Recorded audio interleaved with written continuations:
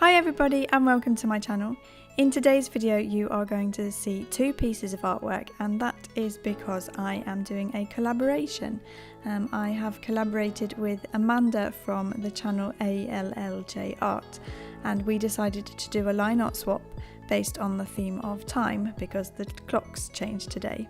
So you are going to see me first sketching out my piece that I then sent to her, and if you want to see her colouring it in you'll need to go over to her channel, and then she sent me her time inspired piece which you will then see me colouring later on.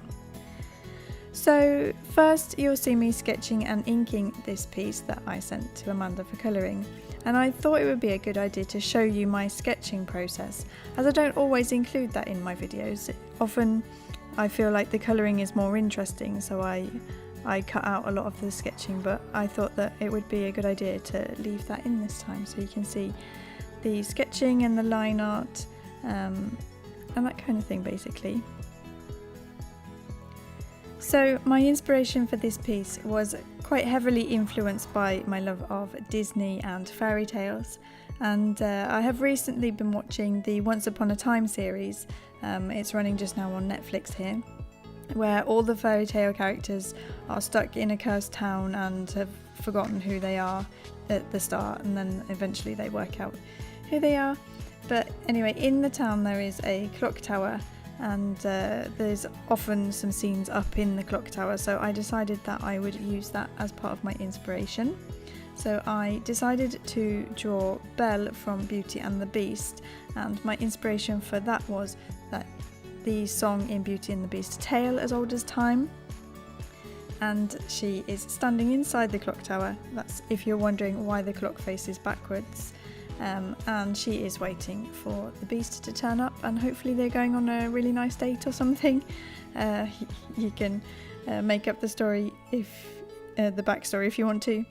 And in Once Upon a Time the clock is always stuck on 8:15 in the show, but I actually forgot to flip that part of the clock around, so if this was to be read from the other side I think it would say like 4:45. But yeah, hopefully no one reads into it that much to notice my mistake. It's just that I'm pointing it out to you.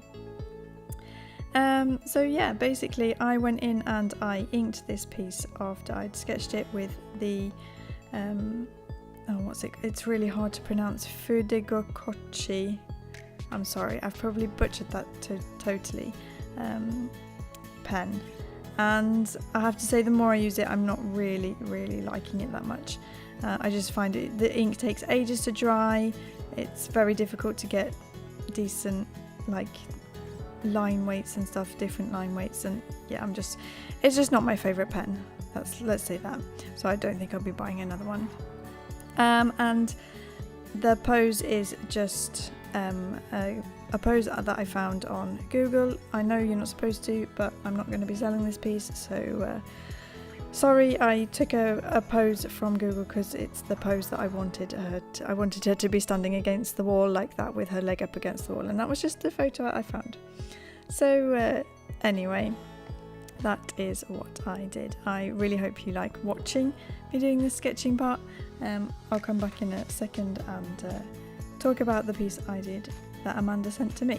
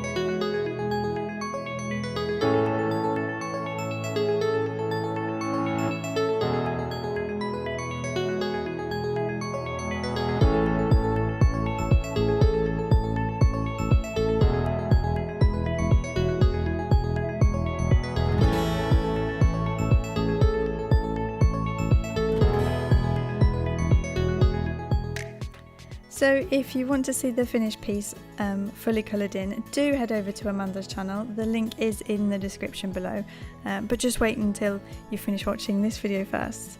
But anyway, here is the picture that Amanda sent to me, and her inspiration is the phrase "spring forward, fall back." And I think it's funny because we actually both included a large clock face in the background of our pieces, although the themes that we chose were entirely different. And because we exchanged our drawings digitally, I printed out this picture on Promarker bleed-proof paper, but it's really not my favourite. Unfortunately, my go-to card for Promarkers was way too thick for the printer to handle, and the printer just kept jamming up every time I tried, so in the end I had to take this paper instead. And although this paper is designed for Promarkers, I just find that for some reason the ink dries way too fast on it, and it makes blending almost impossible. I guess that's one way to stop it bleeding, but it's just, yeah, it's not my favourite paper, but I did my best and I think it turned out pretty well anyway. So I decided that as the guy in this picture is springing forward, I would colour him in more spring-like colours. So he got blonde hair, blue eyes and a pink sweater. And as the girl was falling backwards to represent autumn, she got much more autumny based colours. So the ginger hair, the dark green sweater, and a lot less saturated blue for her jeans. And I then finished this picture off with a red gold Promarker to colour in the clock face.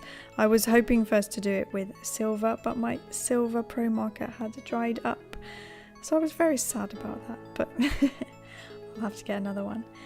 So yeah, it got done in a red gold colour, but I think it matched pretty well anyway with the colours that I had chosen.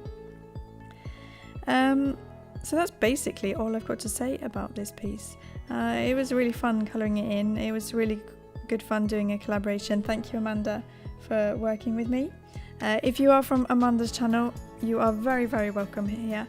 I really hope that you enjoy what you see and that you would want to stick around. Please do hit that subscribe button, and I love to hear your comments and hear what you think, so do leave me a comment down below as well. And if you are one of my subscribers and you don't follow Amanda, then please do go check out her channel. She does lots and lots of different arty things on her channel. She's especially good at painting like food and things with watercolours. She does some really good donut pictures with watercolours.